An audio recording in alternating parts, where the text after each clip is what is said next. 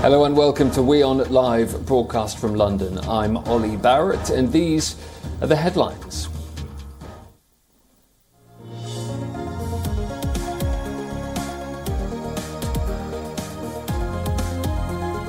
The G7 urges Russia to prolong a deal allowing safe passage of grain shipments from Ukraine at a meeting in Western Germany.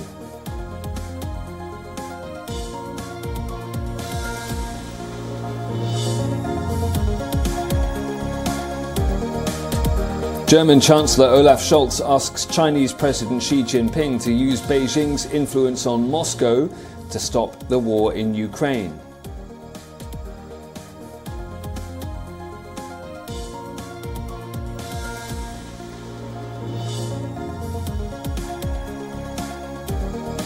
Over 420 scientists urged the public relations firm representing upcoming climate talks to drop its fossil fuel clients, including Saudi Aramco, Shell and ExxonMobil.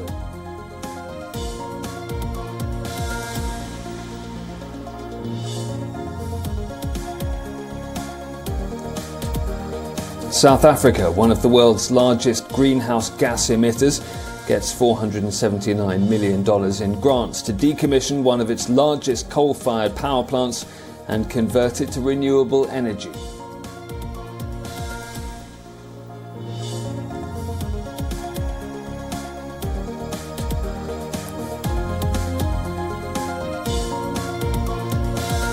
New Zealand become the first team to book their spot in the T20 World Cup semi-finals.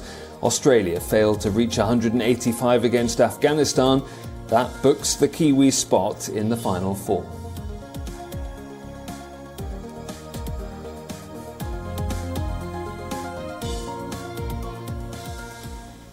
After an assassination attempt, former Pakistan Prime Minister Imran Khan is now in a stable condition.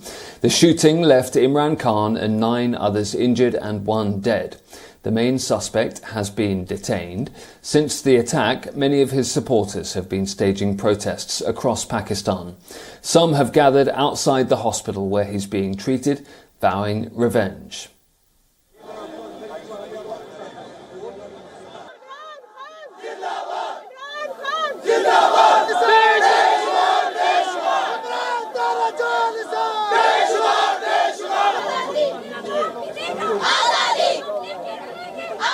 Imran Khan का ये जो आज हमारे 10 लोगों का खून बहा है, हर कतरे का हिसाब होगा इंशाल्लाह ताला।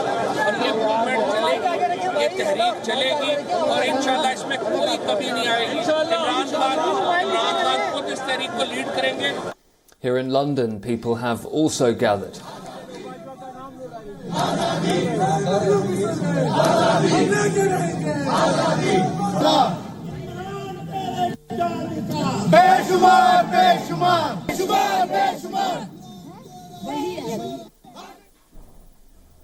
Imran Khan was in the eastern city of Wazirabad and headed towards Islamabad.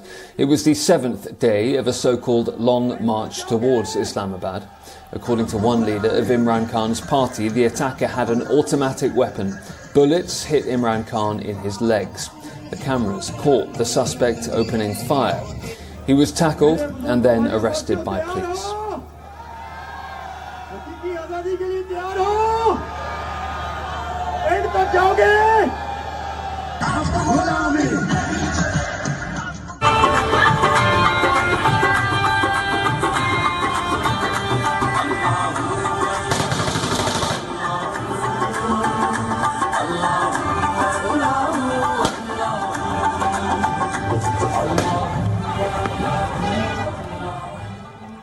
Prime Minister Shehbaz Sharif has condemned the shooting and ordered an immediate investigation.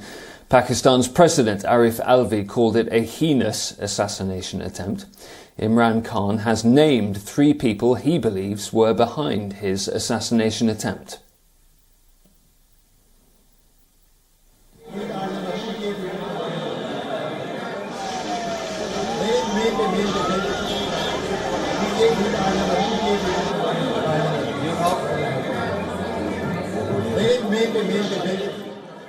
उन्होंने कहा कि मेरे बिहाफ पर ये स्टेटमेंट जारी करो, क्योंकि वो कह रहे हैं कि मेरे पास पहले से भी कुछ इन्फॉर्मेशन आ रही थी जिसका हमें पहले पता नहीं था, लेकिन उन्होंने ये कहा, और उन्होंने कहा है कि 3 लोगों के ऊपर मेरा यकीन है कि जिन्होंने ये सब कुछ करवाया है, और वो 3 लोग जो हैं वो शहबाज शरीफ हैं, वो राना सनौल्ला हैं, और वो मेजर जनरल फैसल हैं। ये उन्होंने कहा कि मेरे पास ये इंफॉर्मेशन पहले आ रही थी, जिसकी बुनियाद के ऊपर मैं ये कह रहा हूं कि ये जो कातलाना हमला करवाया गया ये इन लोगों ने करवाया है, और मुतालबा ये है कि इन तीनों को अपने ओहदे से हटाया जाए। Anas Malik joins me now live from Islamabad. Anas, thanks for being there. First of all, what is the latest on the condition of Imran Khan in hospital? Well, as we speak, Oli, what we know so far is that Imran Khan is considerably stable. His tests have come out satisfactory. The surgery that was performed that lasted for about between 90 and 95 minutes last night, as per media reports, the doctors have managed to pull out 3 bullets and their fragments. One of the bullets, it just touched Imran Khan's tibia bone and moved across. So therefore, there was no fracture on the right foot tibia bone, which is what makes him lucky enough to be able to walk on his own feet in possibly no time. The doctors have advised him a day rest. Imran Khan, as what we understand, is insistent to be discharged as soon as possible. He presided a meeting of party leaders just a very short while back in the Shaukat Khana Memorial Cancer Hospital, a hospital that he built in the memory of his own late mother, and he was being treated over there. And the outcomes of that meeting will be announced in a very short while by Imran Khan himself from that very hospital while addressing a press conference. Oli? And Anas, what do we think might be Imran Khan's next steps? You talked about that press conference, but also the fact that he's hoping to be released from hospital. What do we expect him to do next after this assassination attempt?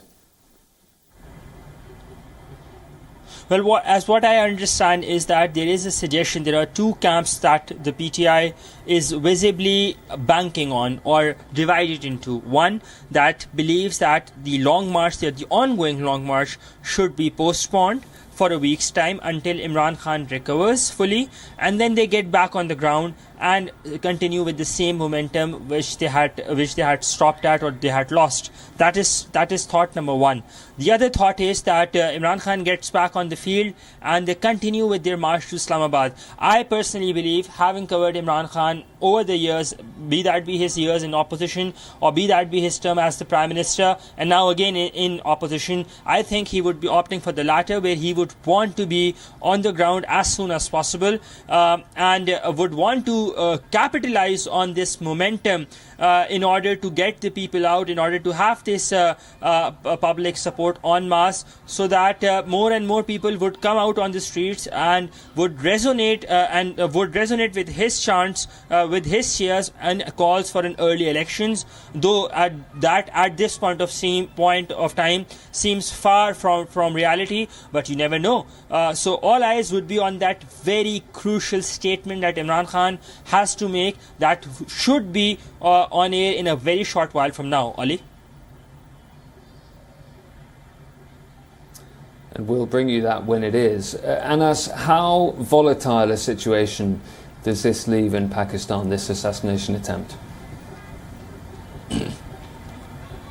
Well, it is very volatile. There are clashes, literally clashes, not far from where I am, roughly about 8 to 9 kilometers to my left, which side goes towards Rawalpindi. At the border of Islamabad and Rawalpindi is where clashes between PTI supporters and the police, Islamabad police, are ongoing, because that's the boundary wall. The Rawalpindi Faizabad area is the boundary wall. In fact, if I just talk to you, as we speak, there is intense shelling that's ongoing.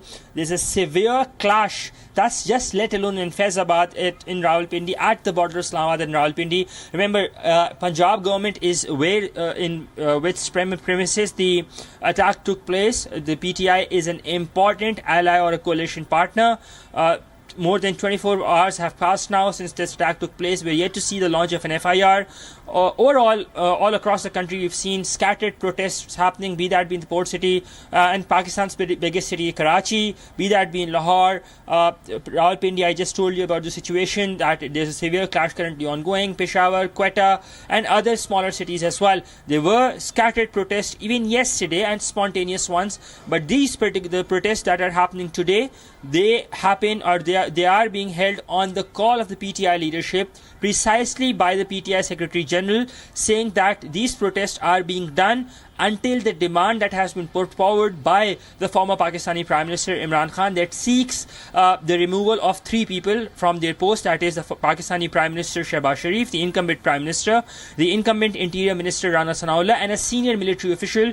Until they are removed, if they're not removed, until then these protests will continue. Ali? Anas Malik, live in Islamabad. Thank you. The recent change of government here in the UK is ushering in not only an economic shift, but changes in foreign policy too.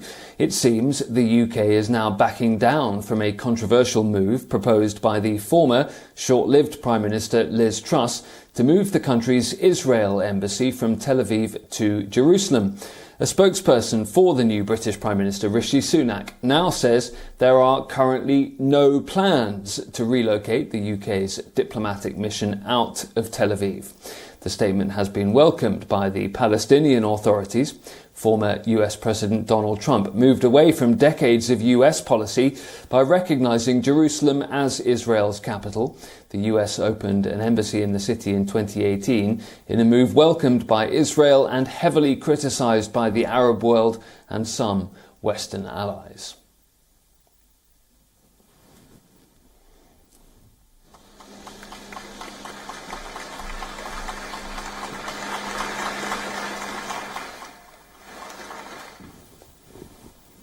To the war in Ukraine now, where it's claimed Russian forces may have started deploying units threatening to shoot their own retreating soldiers. This according to intelligence from the UK's Ministry of Defence, which suggests these units are described as barrier troops or blocking units, and the report says that such plans would show the low quality, low morale and indiscipline of Russian forces. Officials in Kherson, meanwhile, say Moscow is likely to pull its troops from the west bank of the Dnipro River. Civilians are being urged to leave the region. Western analysts fear, though, that it could be a trap for advancing Ukrainian troops. The Pentagon says Ukrainian forces can retake Kherson from Russia. Kherson is the only major city that Russia fully captured since its invasion in February. It also includes one side of a dam across the Dnipro River, which controls the water supply for irrigating Crimea. These are images from Kharkiv region, where the Ukrainian army can be seen firing the BM-21 Grad multiple rocket launcher towards Russian positions.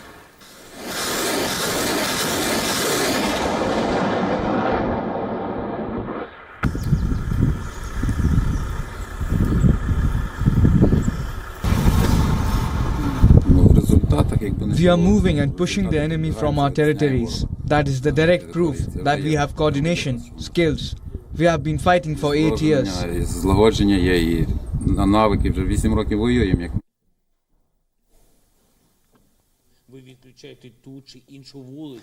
Meanwhile, Ukrainian President Volodymyr Zelensky says more than 4 million Ukrainians are without power due to Russian attacks on energy infrastructure.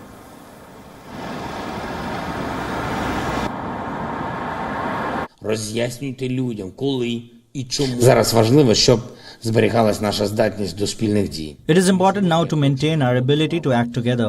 So today I want to draw attention to two things. The first is the attention of local authorities. Please ensure that there is no unnecessary use of electricity in all cities and communities of Ukraine. Now is definitely not the time for bright showcases, signboards, advertisements and other such lighting. Реклам та іншого подібного освітлення. German Chancellor Olaf Scholz has met with the Chinese President Xi Jinping, becoming the first G7 leader to visit China since the start of the COVID pandemic. Olaf Scholz urged the Chinese president to use Beijing's influence on Moscow to stop the war in Ukraine. Scholz also called on Russian President Vladimir Putin to prolong a deal allowing the passage of grain shipments from Ukraine to avert a hunger crisis. Chinese President Xi Jinping spoke of the need for greater cooperation between China and Germany.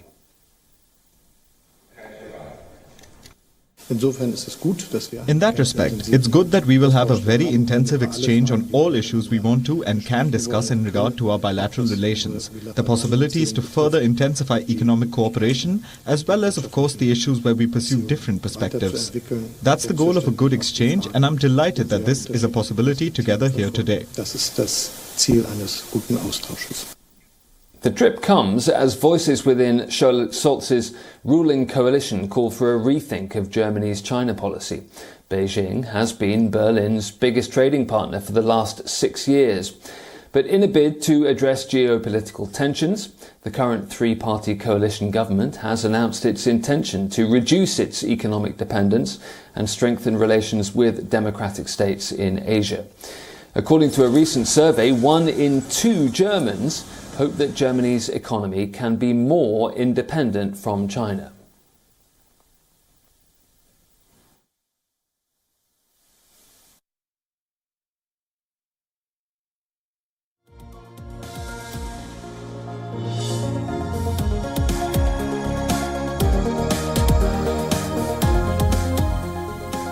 Days after going for massive layoffs, giving rise to questions about the sustainability of Indian so-called unicorns, edtech firm Byju's announced the iconic footballer Lionel Messi as its new global brand ambassador.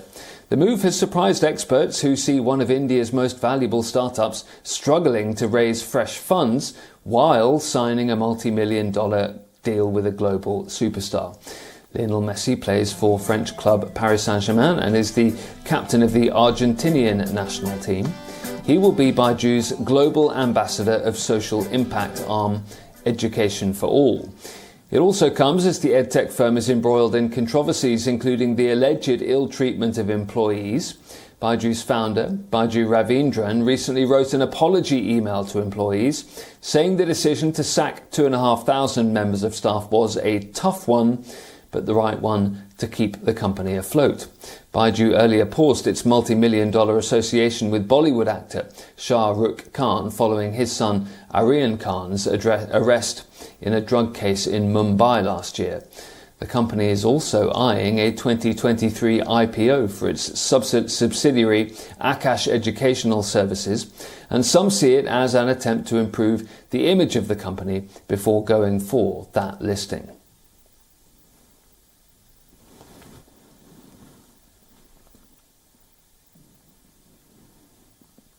Twitter has told its staff they will find out today whether they're losing their jobs or being retained. An internal email to staff says it's necessary to make changes to place Twitter on what it describes as a healthy path after the takeover by Elon Musk. Employees have been reminded not to disclose the confidential company information on social media. Reports had suggested that Elon Musk wanted to cut 3,700 jobs at Twitter. That's nearly 50% of the company's entire workforce. Bloomberg, meanwhile, is reporting a class action lawsuit filed in a San Francisco federal court in which Twitter employees say the company has been eliminating workers without enough notice in violation of the federal and California law. Meanwhile, Twitter users in India have reported problems logging into the microblogging website. Multiple users say they are getting an error message when trying to log on.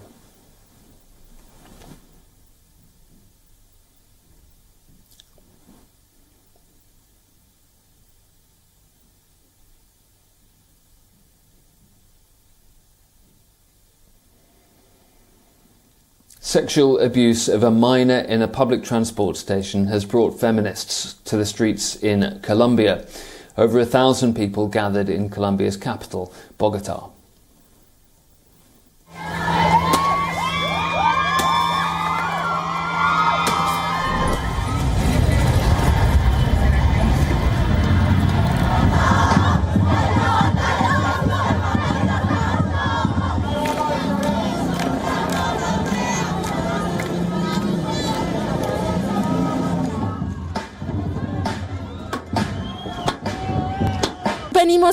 We are here because where are women's rights? On Monday it was Hillary. Today it could be us, or it could be you next. We are going to be in the streets for all of us, doing whatever it takes for our rights and for us to have a safe space. Because we all ride Transmilenio, we are all exposed to this.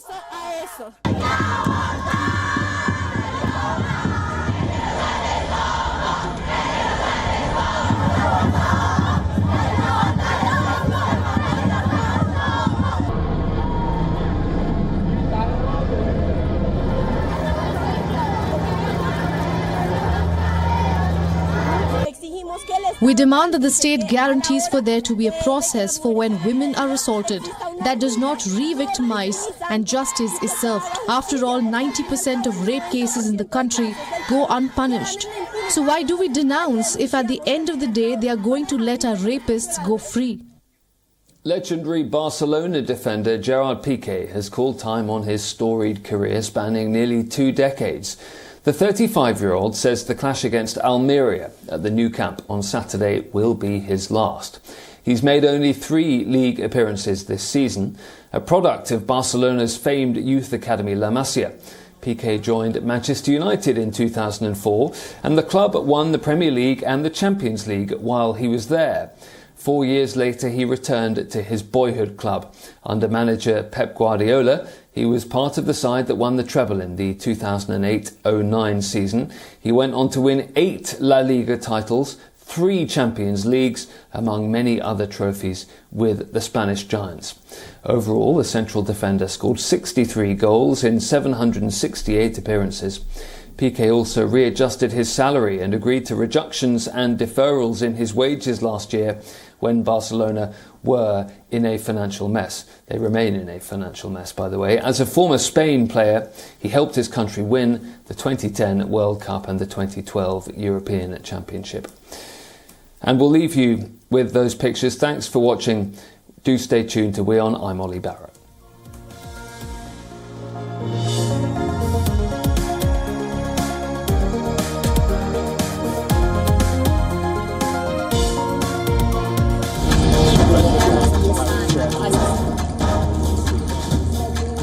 Many other